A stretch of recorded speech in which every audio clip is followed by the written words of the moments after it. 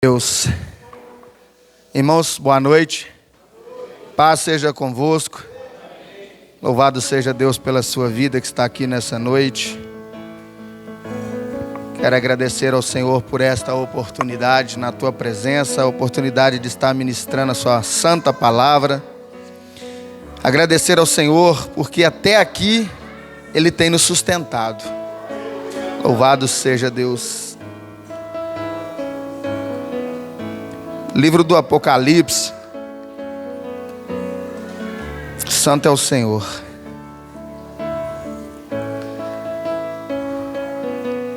Aleluia, Jesus. Deus santo, Deus fiel. Aleluia. Apocalipse, capítulo de número 14. Versículo de número 6 e 7. Esse é o tema do culto de missões. Louvado seja Deus.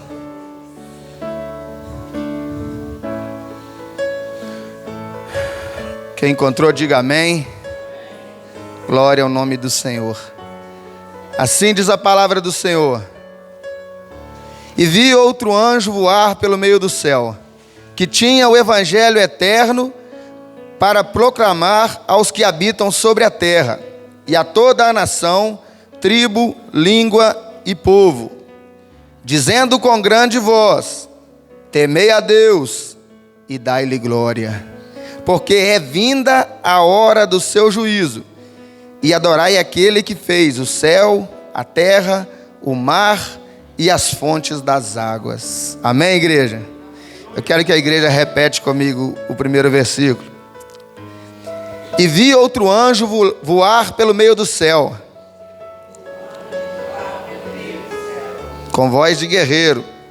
E vi outro anjo voar pelo meio do céu, que tinha o evangelho eterno para o proclamar aos que habitam sobre a terra, e a toda a nação, tribo, língua e povo, dizendo com grande voz, agora a igreja: temei a Deus e dai-lhe glória. Temei a Deus e dai-lhe glória. Louvado seja o nome do Senhor. Aplauda ao Senhor, irmão, vamos orar. Louvado seja Deus. Pai, em nome de Jesus, quero agradecer ao Senhor por esse dia, por mais um fôlego de vida. Até aqui o Senhor tem nos sustentado, tem cuidado de nós. Quero entregar nas tuas mãos esse culto, essa ministração, a vida de cada pessoa, ó Pai, que o Senhor conduziu até a sua casa nessa noite. Em nome de Jesus eu repreendo todo o mal, repreendo toda distração, todo espírito contrário à pregação da tua santa palavra. Pai, em nome de Jesus, acampa os teus anjos ao redor do teu povo.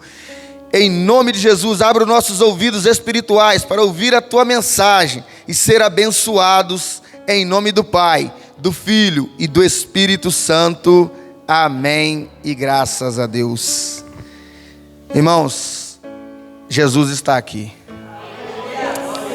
E não é palavra do pregador, é uma promessa feita pelo próprio Senhor Jesus.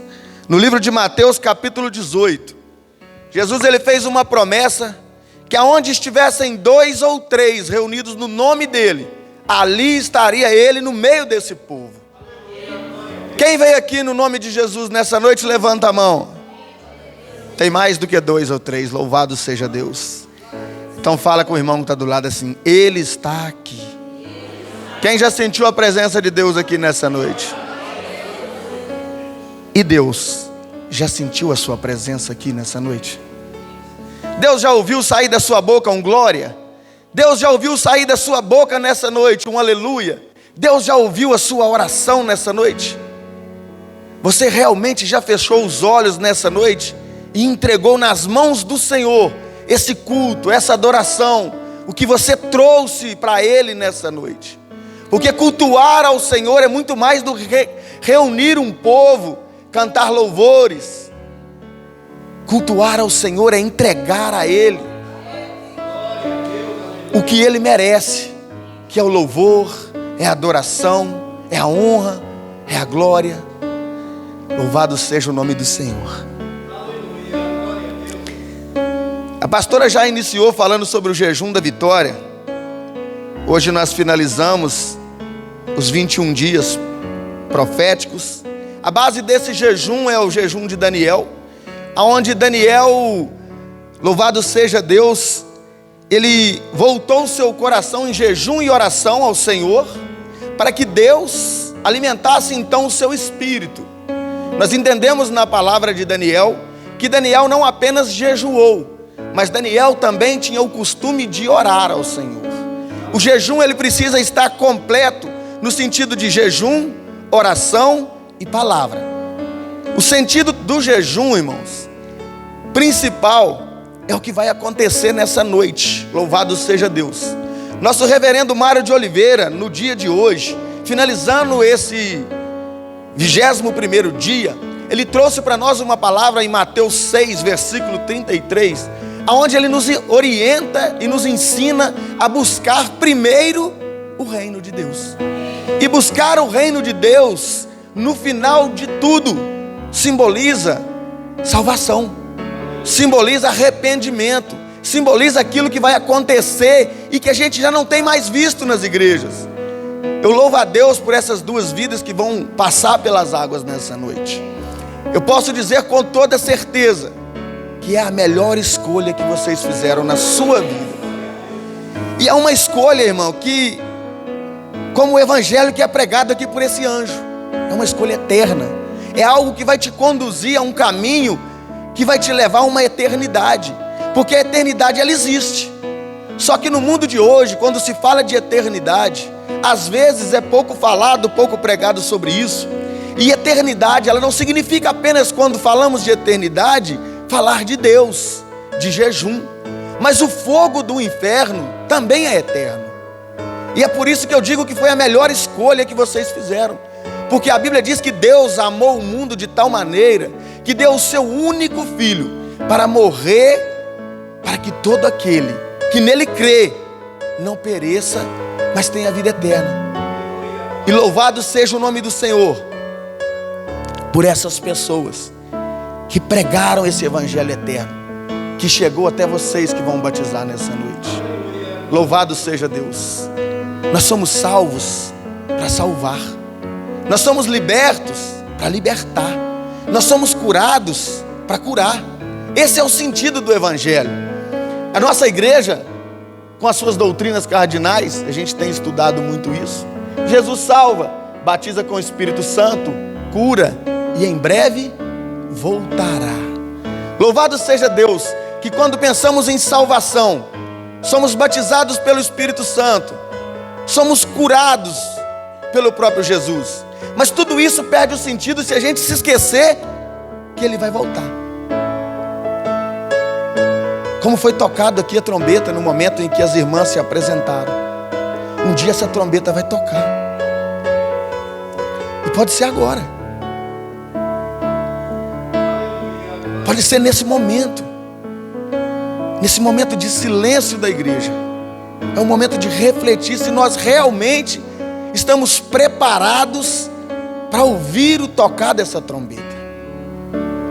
Eu quero que você feche os seus olhos por um momento, diante dessa santa palavra, porque foi ela que te conduziu até aqui. Talvez você veio em busca de um milagre, e Jesus faz milagre, porque Ele é o mesmo ontem, hoje e eternamente. Jesus cura, Jesus batiza, Jesus salva. Eu ministrei há uns dias atrás na igreja do Murtinho sobre a graça.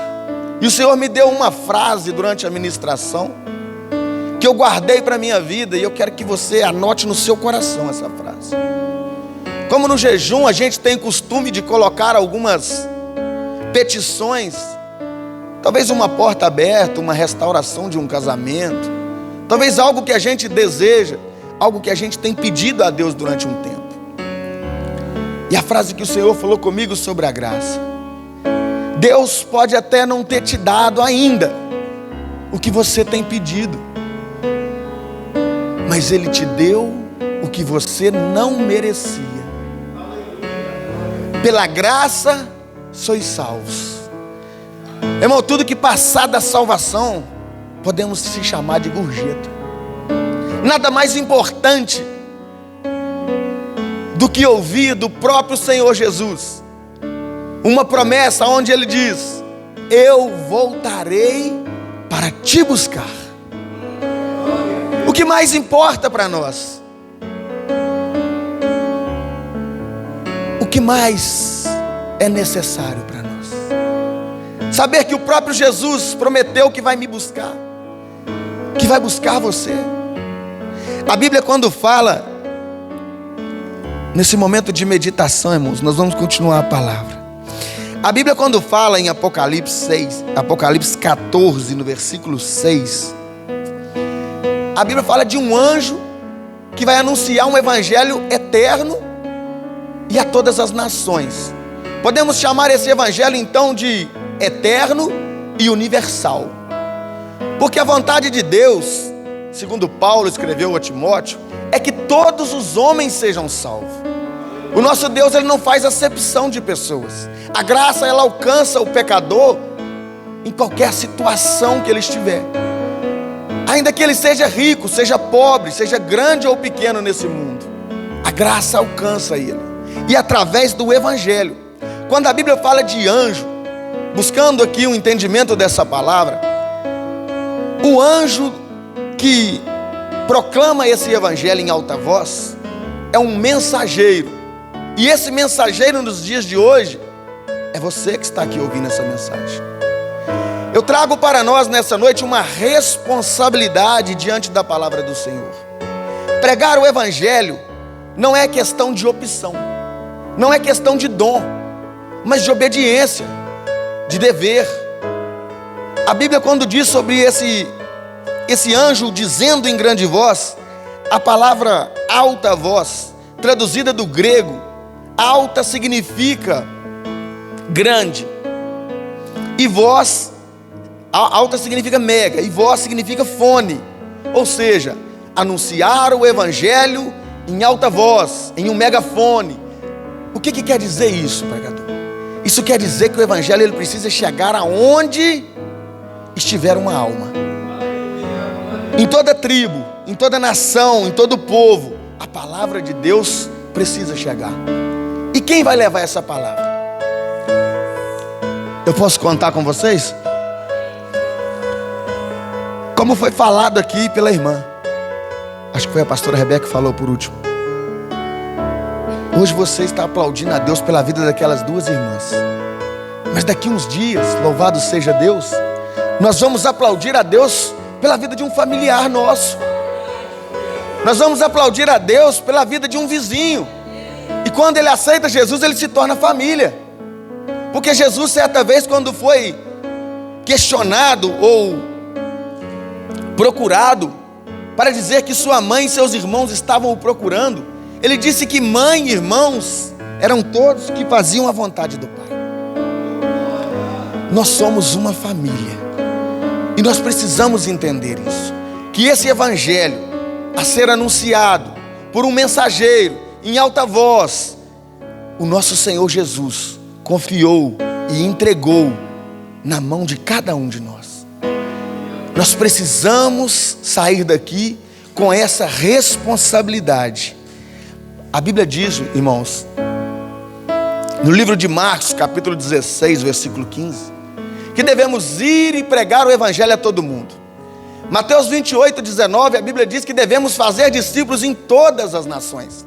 Quando a gente pega esse versículo, na Bíblia King James original, trazendo na sua tradução original, ela muda um pouco o foco desse versículo. E ela muda de ide por todo mundo, que seria o caso do irmão que está aqui nessa noite. Eu vim aqui para pregar o evangelho. Então, ide e pregai. Mas quando a gente pega no original, a Bíblia muda o sentido e traz assim: indo por todo mundo, pregai o evangelho. Indo por todo mundo é diferente de ir por todo mundo e pregar. Mas por quê? Porque quando eu vou pregar, eu estou indo para pregar. E quando indo pregar, significa que aonde você for, você precisa pregar. Você saiu de casa para ir em algum lugar hoje, que seja na padaria. Eu quero te perguntar se você pregou lá hoje. Quem foi no posto hoje abastecer um carro? Você pregou lá? Você foi na esquina da sua rua, talvez colocar um lixo, encontrou com uma pessoa, indo pregar. E pregar o evangelho é muito mais do que pegar um microfone e subir no altar. Pregar um evangelho, irmão, é quando o nosso testemunho de vida vai na nossa frente. Porque quando eu subi aqui nesse altar, eu já tinha pregado. Porque talvez alguém que me conhece aqui, ao saber que eu ia pregar, esse é o ser humano, irmãos. Antes que a gente pregue, a pessoa já falou: ele é fulano, ela é ciclana. Ah, eu conheço ele, eu conheço ela. E a pregação que você vai trazer para a igreja, ela tem que condizer com a sua vida, porque senão se torna uma hipocrisia. Mas o evangelho é eterno e universal, que esse anjo vai anunciar, louvado seja Deus, ele precisa ser pregado a tempo e fora de tempo. Ele precisa ser pregado em momento oportuno e inoportuno. Ou seja, eu não preciso esperar a oportunidade de pregar, eu preciso pregar. Não é questão de escolha. Você foi chamado para dar frutos. Jesus foi quem falou. Talvez a gente está aqui nessa noite sentado, ou até mesmo pregando a palavra, e achando que eu escolhi pregar, achando que você escolheu ser evangélico, achando que você escolheu ser batizada. Mas o Senhor Jesus, ele diz assim: não foi vós que me escolheste, mas eu escolhi a vós. Louvado seja o nome do Senhor. Irmãos, quando a gente trabalha em uma empresa, ou quando a gente faz parte de algum time, e a gente é escolhido para alguma coisa, a gente se sente honrado. Quando eu fui chamado para trazer a mensagem, eu me senti honrado. Porque todas as vezes que eu prego, pastor, eu falo: pregar para mim é vida. Quando você me convidar para pregar, irmão, você pode saber que você está me dando mais anos de vida, você está me dando mais vontade de viver. Eu não sei pregar, não sou um bom pregador, mas para mim é vida. Porque pregar me faz jejuar, pregar me faz orar, pregar me faz ler a Bíblia, pregar me faz ter testemunho. E eu louvo a Deus por essa oportunidade. Todas as vezes que eu sou convidado a ministrar, quando eu estou saindo da minha casa, por exemplo, agora, eu já falei com a minha esposa no caminho. Falei: olha o tamanho da responsabilidade que eu assumi hoje. Não é porque eu vou subir no altar e vou ficar nervoso, não é porque eu vou subir no altar e vou suar, porque eu já sou de qualquer jeito, não é porque eu vou ficar com medo, mas é porque eu estou trazendo algo sagrado. É porque eu estou entregando, não é para uma arquibancada. Eu não estou falando para os torcedores do Cruzeiro, eu não estou falando para os torcedores do Atlético, eu estou falando para o povo de Deus, um povo santo, um povo escolhido. Essa é a responsabilidade que Deus me confiou nessa noite. E sabe quem está contando com você para pregar? Não sou eu o pregador, é o próprio Deus. Eu quero parafrasear essa passagem no livro de Lucas, capítulo 16, para que a gente venha nessa noite entender a grande necessidade, a grande responsabilidade de se pregar o evangelho. Eu vou fazer uma leitura aqui, irmãos, e a palavra de Deus em si só, ela se sustenta. Eu não preciso acrescentar nada. Eu vou ler para vocês o que está escrito na palavra de Deus. Lucas capítulo 16, versículo 19. Eu quero só pedir à igreja, em nome de Jesus, que receba essa mensagem. Glória a Deus. Porque é o próprio Jesus falando aqui. É uma história muito conhecida, muito pregada, muito anunciada. Mas às vezes a gente, como a palavra se renova a cada dia, Às vezes nós já ouvimos tantas e tantas vezes e não prestamos atenção nesse versículo que eu vou mencionar no final. Eu vou contar uma história para vocês que Jesus contou para nós. Ora, havia um homem rico, vestia-se de púrpura e de linho finíssimo, e vivia todos os dias regaladamente. Havia também um certo mendigo chamado Lázaro, que jazia cheio de chagas à porta daquele, e desejava saciar-se com as migalhas que caíam da mesa do rico. Os próprios cães vinham a lamber-lhe as chagas. E aconteceu que o mendigo morreu e foi levado pelos anjos para o seio de Abraão. Morreu também o rico e foi sepultado. E no inferno ergueu os olhos, estando em tormentos, e viu ao longe Abraão e Lázaro no seu seio. Eu quero que você imagine essa história junto comigo. E clamando disse: Pai Abraão, tem misericórdia de mim, e manda a Lázaro que molhe na água a ponta do seu dedo e me refresque a língua, porque estou atormentado nesta chama. É pesado, é forte. E além disso, versículo 26, disse porém Abraão, 25 irmãos, perdoa. Disse porém Abraão: Filho, lembra-te de que recebeste os teus bens em tua vida, e Lázaro somente males. Agora este é consolado, e tu atormentado. E além disto, está posto um grande abismo entre nós e vós, de sorte que os que quisessem passar daqui para vós não poderiam, nem tampouco os de lá passar para cá. É por isso que eu disse que foi a melhor escolha da sua vida, porque a Bíblia diz em João 5,24 que depois da morte é juízo. Tome a sua decisão enquanto há tempo. Tome a sua decisão enquanto há fôlego de vida, porque depois da morte,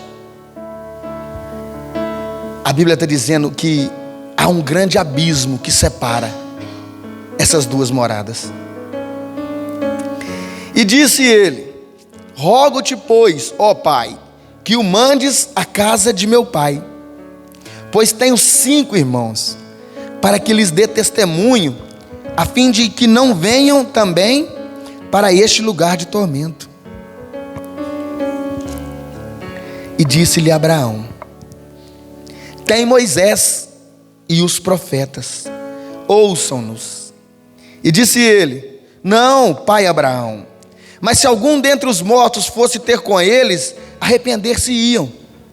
Porém Abraão lhe disse: Se não ouvem a Moisés e aos profetas, tampouco acreditarão, ainda que algum dos mortos ressuscite. Irmãos, você vai sair daqui nessa noite, em nome de Jesus, entendendo que está colocado sobre nós uma responsabilidade. Jesus não te salvou à toa. Jesus te salvou porque Ele tem um propósito na sua vida.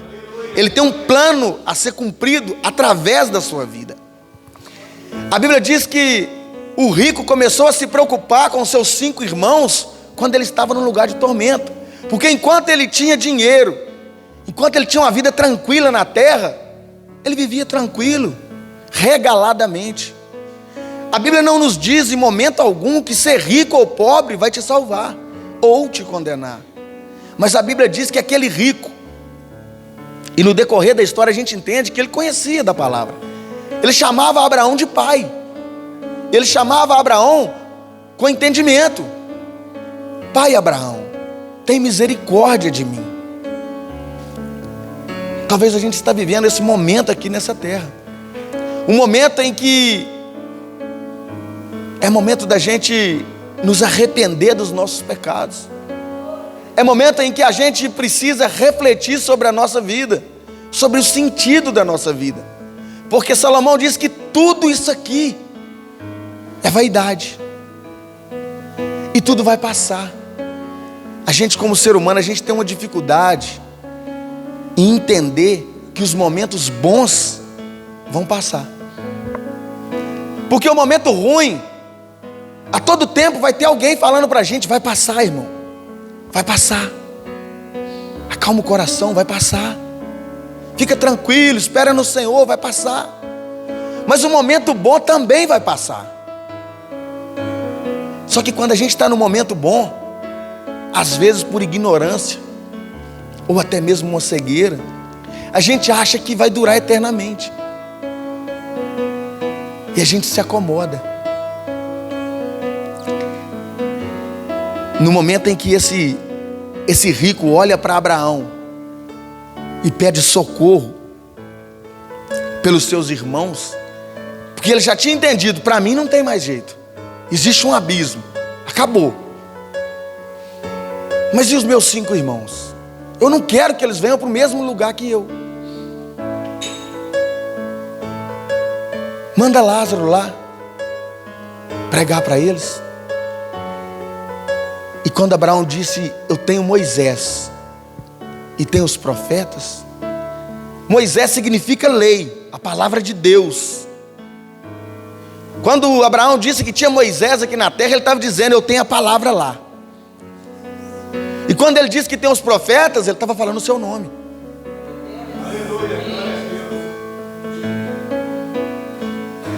Eu acho que nem todos entenderam. Quando Abraão falou com ele: eu tenho os profetas lá na terra. Era você.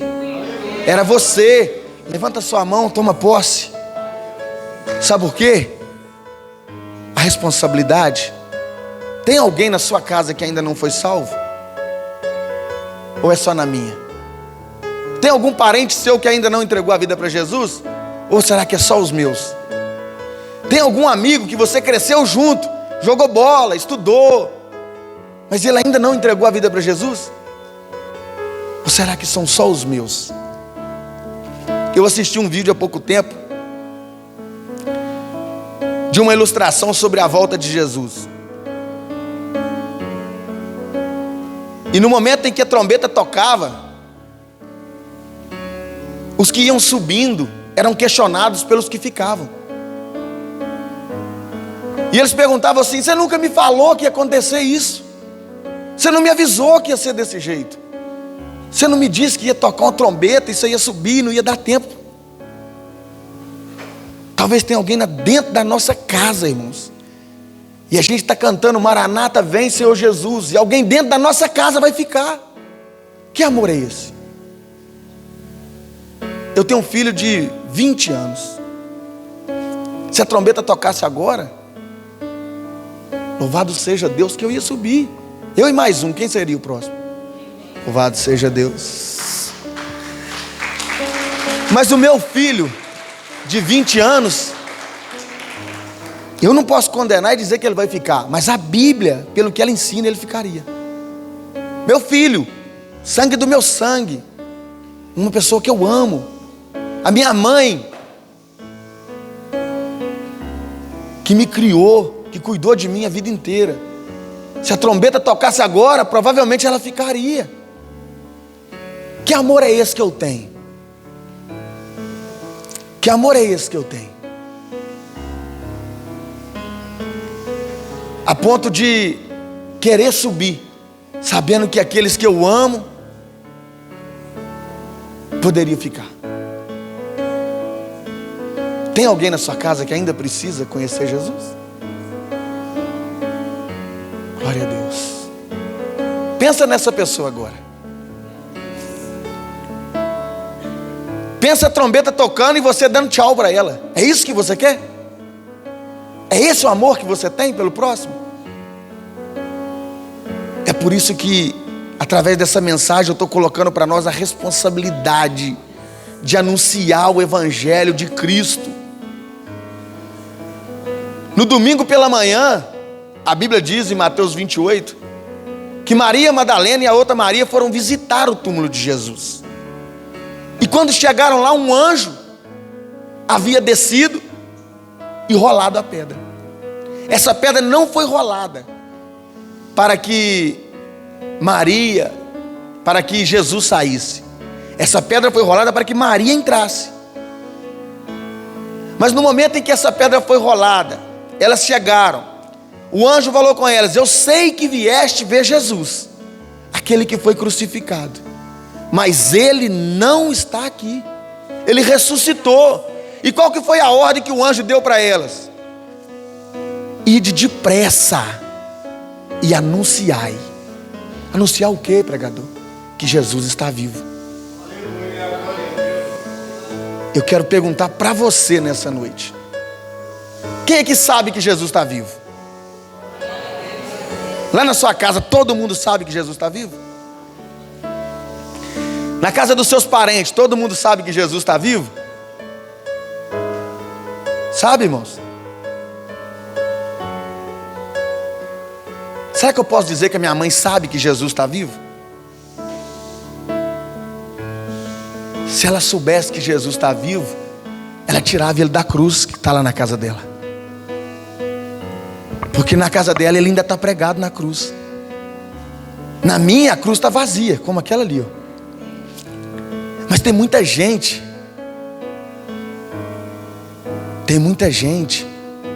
parece mentira, mas tem muita gente em nosso meio, pessoas estudadas, pessoas com grandes poderes aquisitivos, pessoas de grande conhecimento, que sabe de tanta coisa, mas ainda não entendeu que Jesus está vivo, que Ele ressuscitou, que Ele vai voltar para nos buscar. E essa responsabilidade, eu vou encerrar a palavra por aqui, eu acho que meu tempo já está terminando. Essa é a responsabilidade que foi colocada sobre nós. Só que tem um detalhe. Talvez você vai pensar: eu não sei pregar. Eu li uma frase no livro que a gente está estudando para a redação, que fala assim, que muito mais do que trabalhar para Deus, Ele nos chamou para trabalhar com Deus. E isso significa, sabe o que, irmãos? Sabe por que eu estou aqui nessa noite? Não é porque eu sei pregar, não é porque eu tenho coragem, não é porque eu não tenho vergonha, é porque eu sei que Ele está comigo. É só por isso. E é por isso que a partir de hoje você vai sair daqui entendendo que você precisa anunciar que Jesus está vivo. E quem vai colocar as palavras na sua boca é Ele. Quem vai te conduzir é Ele. Ele só precisa que você fale amém. Levante a sua mão, fique de pé sobre o seu lugar. Louvado seja Deus. Glória ao nome do Senhor. Jesus, quando Ele deixou uma promessa sobre o Espírito Santo, Ele disse que iam receber uma virtude. E através dessa virtude, o propósito era que eles fossem testemunhas dele. Em Samaria, na Judéia, em Jerusalém, e até os confins da terra. A igreja tem feito uma campanha por esses dias, algo extraordinário, chamado Missão 70, onde Jesus ele vai enviar de 2 em 2, porque é o que foi falado aqui. Esse evangelho precisa chegar em toda tribo, em toda nação, em toda terra. E não é o pregador que está contando com você, é Deus. O amém que você vai dizer nessa noite não é para o pregador. Nós vamos orar. Eu quero que você abra suas mãos, porque Deus vai colocar na sua mão uma semente nessa noite, algo sobrenatural. E é através da fé. Quem tiver fé que vai receber, vai agarrar essa oportunidade.